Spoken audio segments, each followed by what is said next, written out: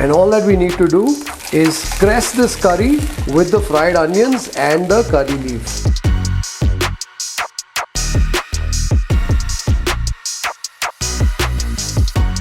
So our fish curry is now ready.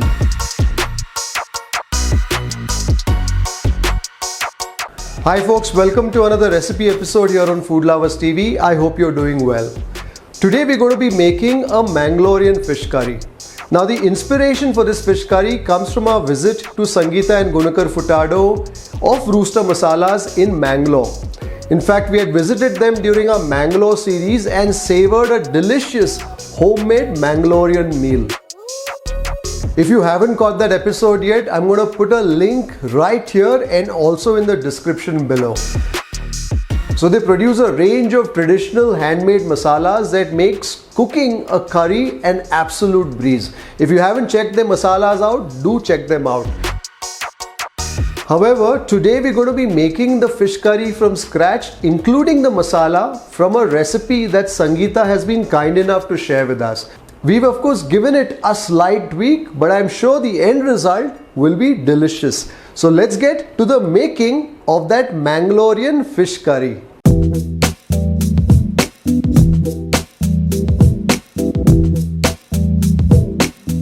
So of course the first thing that goes into a fish curry is the fish, and today we're working with some sear fish here. So we've got about half a kilo of these beautiful sear dans, and what we've done is we've marinated them in roughly about half a teaspoon of salt and turmeric. Now the masala that we're making today is for mild flavored fish like the sear fish, the kingfish, perhaps the kane, or even the prawns for that matter, or perhaps even some sea bass, some bekti. If you were to make a fish curry for strong flavored fish like sardine, like mackerel, you'd probably just want to give the masala a little more punch, perhaps in more chilies, perhaps a little more garlic, etc., just to make that masala a little more kadak. So we've got the fish here that we've marinated. You don't need to marinate it for too long, maybe about 30-45 minutes. Best to marinate it in the refrigerator. And then we have the ingredients for the masala. To make the masala, we have the chilies. I'm using the Kashmiri chili and also the Guntur chili. Now typically in Mangalore they would use the Byadgi chili, which is great in terms of color but is not too hot from a heat perspective. I like a bit of heat in the curry, so I'm going to use the Kashmiri chili, which is going to give it that beautiful color, and also some of that Guntur chili, which is going to make up for that spice, for the heat. So we're using about 15 chilies, about 9 Kashmiri chili and about 6 Guntur chili. And then you have some of the spices that go in. You have the coriander seeds. So we've got roughly about a tablespoon of coriander seeds. That's the backbone of the masala alongside the chilies. Then you've got some cumin seeds, about a teaspoon. You've got half a teaspoon of turmeric. You've got about 10 or 12 peppercorns. And then you've got some mustard seeds, less than quarter of a teaspoon. You don't want the curry to get too bitter. You've got some fenugreek seeds, roughly about 10 of them. And then you've got a pinch of ajwain. And we also have some onions. So you've got the onions here, you've got the roughly chopped onions that will go into the masala. Alongside the onions that go into the masala, we also have coconut, grated fresh coconut. So I've got roughly about 5 tablespoons of fresh grated coconut here. And then you have some tamarind, a small lime-sized roundel of tamarind here. And then we have about 10 to 11 garlic and perhaps about half an inch of ginger. We will also use some finely chopped onions and some curry leaves when we do the ogarne or the seasoning at the end.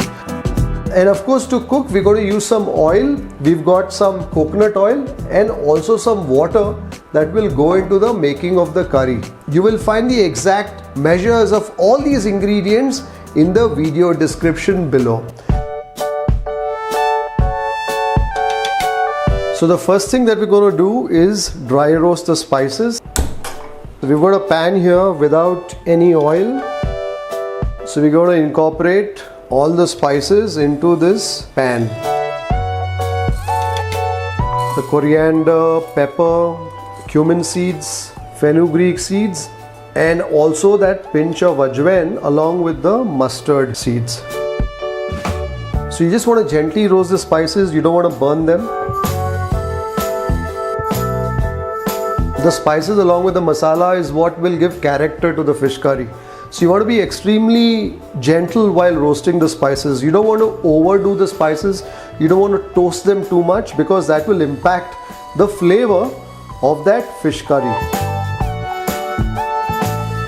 Keep the heat on a low to medium and constantly work the spices in the pan. I'm beginning to smell the aroma of some of the spices rise up. I can definitely smell the coriander, some of that cumin.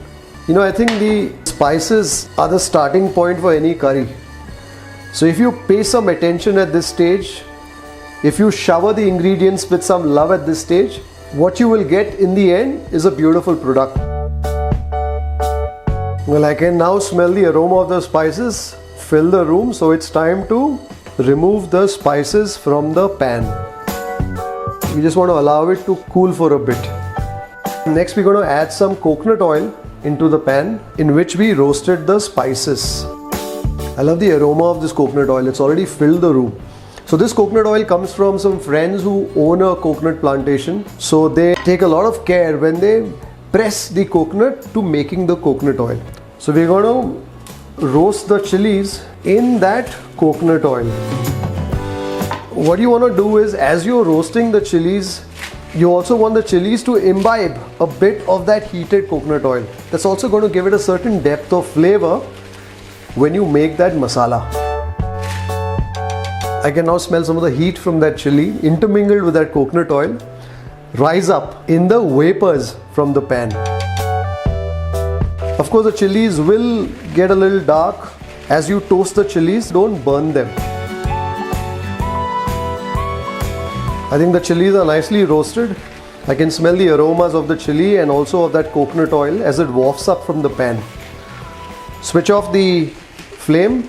Give it a nice toss in the residual heat of the pan. You will see that the chilies would have softened and also toasted a bit here and there. The Kashmiri chili still retains most of its color even in the toasted form, but the Guntur chili not so much. It has a tendency to darken. You want to allow the chilies to cool down completely. So the chilies have cooled down. It's become nice and brittle. So the next step is to grind the masala. So into the blender go the chilies, all the chilies, and also all the spices. The coriander seeds, the peppercorn, the cumin seeds, the mustard seeds, the fenugreek seeds, and also some ajwain. And what we will now also do is add the other ingredients. The coconut, the onions, roughly chopped, because anyway you're going to blitz them. The garlic, ginger, and the lime-sized tamarind. And last but not the least, the turmeric powder, roughly about half a teaspoon. Add a bit of water. You don't want to add too much water all at once because you want to check the consistency of the masala as you grind it. What you're really looking for is a masala that is quite thick in its consistency.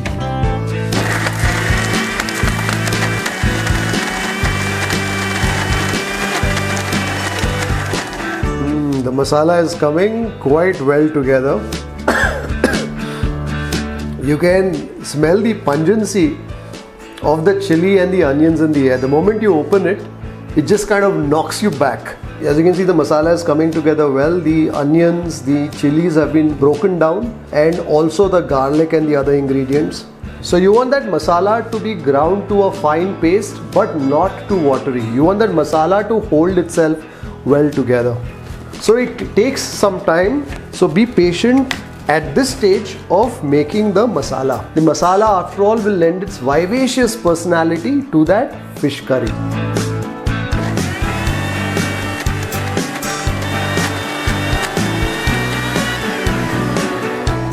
Open it every once in a while just to see how you're making progress on that masala. As you can see, it is still a coarse ground at this stage. You want this to transform into a fine paste. What I also like to do is ensure that I've got all the ingredients come together for the making of the masala. Sometimes you will have some of the onions, some of the garlic hiding beneath the blender blades. So you want to avoid that. You want to make sure that everything is coming together quite nicely at that.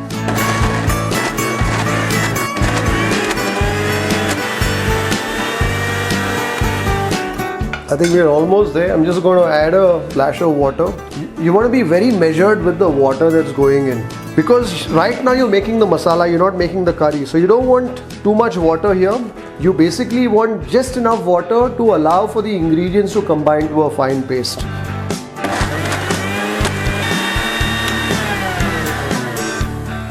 I think it's almost near the consistency that we want it to be.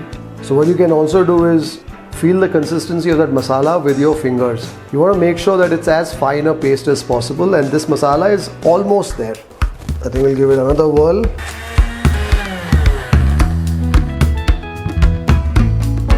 I think we've got the masala to where we want it to be. Basically, it's got to have the texture of a fine paste.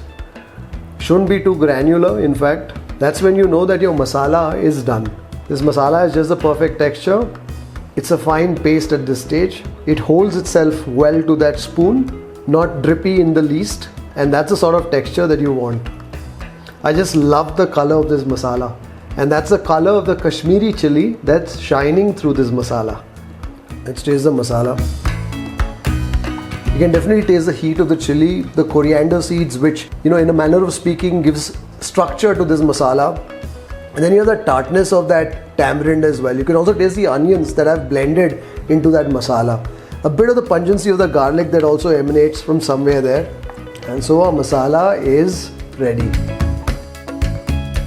If you get this part of the recipe right, you're guaranteed to get a good fish curry. So what's important is to gently roast the spices in the beginning and the chilies, and then make sure that you have your masala just at the right consistency. It requires a bit of effort, but it's so worth it when you taste that fish curry eventually. And it's time to place this masala in the pot in which we're going to make the fish curry. I love the color of that masala, that orangish red tone that comes from that Kashmiri chili. You want to make sure that you waste none of that masala. There's a lot of effort that's gone into making that masala. So you want to ensure that every bit of it finds its way into the dish. Actually, I find this to be the most frustrating part of cooking. When you've cooked a lovely masala and you're struggling a bit to get it all out of that blender. We're going to try and retrieve some of the masala that's in the jar. So just get some of the water into this jar. Give it a nice mix and incorporate that water into the masala. So this is the step where you will balance the consistency of the curry. I think we need some more water. Also a good way to wash the blender of any remnants of the masala. So you can use as much water as you feel you would need for the desired consistency of the curry. I think we have the right consistency here. I like my fish curry to be a bit thick and almost creamy. That way the gravy, the curry holds on to the fish. Also get the salt into the fish curry at this stage. Now that we've added the salt, also good time to check the seasoning. I think the seasoning is just perfect, perhaps a little more salt. So we've not got this stove on yet. What I like to do is I like to get the masala, and then I like to balance the consistency of that masala, of that curry, with the water, and also season it with the salt before I get the flame going. So you want to basically bring the masala to a boil to ensure that you cook the masala and the raw taste that you taste in the masala right now disappears. So I've got the flame on to a medium, and I'm going to let this masala gently boil away. So the masala is now boiling away. I want to taste the masala at this stage. The masala is coming together beautifully well. When you're cooking a curry, you want balance. You want balance between the heat and the tartness. You want some of the flavors from the spices to come through as well. So in this masala, you're tasting the heat of the chilies, the aggression of the spices, and also the tartness of the tamarind. It's almost there. It's almost ready to meet the fish. So what we're going to do is we're going to just keep it on simmer, the lowest flame possible, and cover and boil the masala for a few more minutes. This will ensure that the masala is cooked completely, and also that curry will be piping hot to meet the fish. So when you place the fish in, the fish will cook quite easily and quite quickly at that. let's check our curry.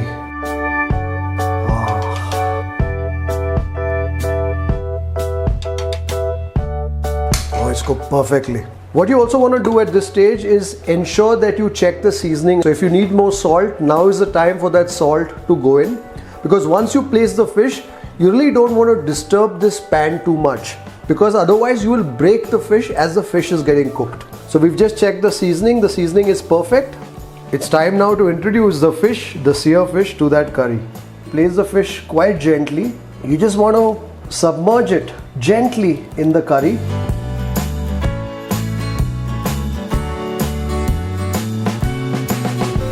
Just make sure that you have the curry covering the fish quite evenly at that. And you just want to cover it and keep it for about 3 to 5 minutes till the fish is cooked. We will make the seasoning for this fish curry or the ogarne. So take a pan, the same pan that we roasted the spices and the chilies in. Add some coconut oil, about 2 teaspoons, perhaps a little more if you're feeling indulgent. Wait for that coconut oil to heat up and add in the onions for the seasoning. And once the onions have softened a bit, go with the curry leaves. I love the flavor kick that you get with the curry leaves, and a fish curry benefits from that immensely. You want to make sure that you brown the onions. And while that's happening, let's take a look at the fish curry. It's coming together quite well. This ogarne of onions and curry leaves is going to round off all the flavors of that fish curry. Also the onions, because we've browned them, will have a mildly sweetish but also a bit of a bitter note, which will help balance with the curry quite well. And that curry leaf will bring its toasted herbaceousness into that curry. I think we have our curry leaves and onions nicely toasted. The onions are nice and brown with dark brown edges, and the curry leaves have crispened and are glistening away. Our ogarne is ready. Keep it on the side, and let's take a look at our fish curry. That fish has cooked all the way through, and all that we need to do is crest this curry with the toasted onions, with the fried onions and the curry leaf. So our fish curry is now ready. I love the balance, I love the harmony of flavors there. The heat that comes from the chili, the pungency that comes from the onions, the garlic, the tartness, the acidity that comes from the tamarind, also the sweetness that comes from the fried onions that have gone into it, and the toasty herbaceousness of that curry leaf.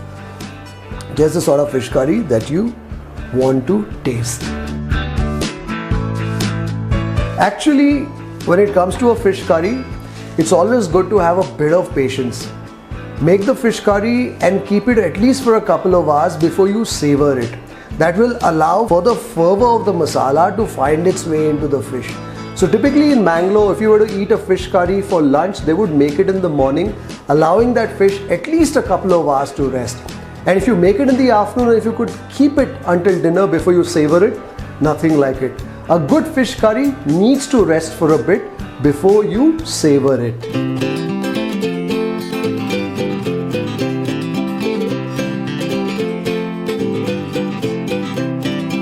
So the only thing remaining to do is to tuck into that Mangalorean fish curry. In fact, I was so preoccupied making the curry that I forgot to make the rice. So the fish has been waiting for a while we've cooked the rice. And so here we have our fish curry and rice. The first thing to do is to taste the curry with the rice. You know, that masala has cooked all the way through. I love the flavor balance of that masala. You have the spice, you have the heat, and then you have the acidity that comes from the tamarind. And then somewhere you also bite into the coconut. And the coconut oil in that ogarne also brings in its unique aroma and flavor. Time now to get a piece of the fish in this fish curry. I got a plump piece of the sear here. As you can see, that sear has absorbed the marinade. So you got a bit of the turmeric, you got a bit of the stain of the turmeric, that the sear fish was marinated in for roughly about 30 to 45 minutes. I love the flavors of the fish. You know, this fish is the perfect recipient of this vivacious masala. That fish has enough flesh, that fish has enough meat to hold on to the bold flavors of that masala. Of course, I've just cooked the fish curry about half an hour ago. Ideally, I would wait for at least a couple of hours before tasting that fish curry. So given the lockdown, we've ordered the fish from one of the apps, and I must say I'm quite happy with the quality of the fish, the fresh sear that we've ordered. So good. That masala is packed with so much flavor that it makes you want to go back for more of that curry with that rice. You know, to me, a good curry is all about balance. You want the balance between the heat that you get from the chili, the warmth that comes from the spices, the sourness that comes from the souring agent, the tamarind in this case, and also the body that perhaps comes from the onions, some of the pungency that comes from the garlic, and that mild, sweet, grainy crunch that comes from the coconut. This masala has a perfect balance that lends itself so beautifully well to this Mangalorean fish curry. I'm going to go for some of that rice along with some of that fish. That's so delicious and so satisfying. So if you love your fish and you fancy a vivacious, bold, assertive curry, definitely check out this Mangalorean fish curry. I'm loving it, and I'm saying it having made it myself, but it's definitely a curry that's worth a try. So until the next episode, stay safe, stay very, very safe, and happy cooking and eating.